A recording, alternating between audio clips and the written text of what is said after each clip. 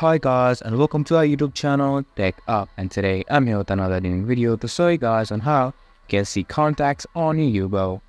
To do so, first of all, you just have to open up your Yubo app like I already did, and from here you just need to go into the people's icon which is on the bottom of the screen. And from here you are able to see all the friend requests and also discover new people and see contacts on your Yubo. If you are not finding the contact you want to add, then simply you can search for on the subs icon right here on the top hand side of your screen. And that's how you can see your contacts on Yubo. This is for this video, and I hope you guys find our video helpful. If you do, make sure to leave a like, subscribe to our YouTube channel and hit the bell notification. And don't forget to drop a comment for a review and for more content like this. See you guys in our next video. Thank you for watching.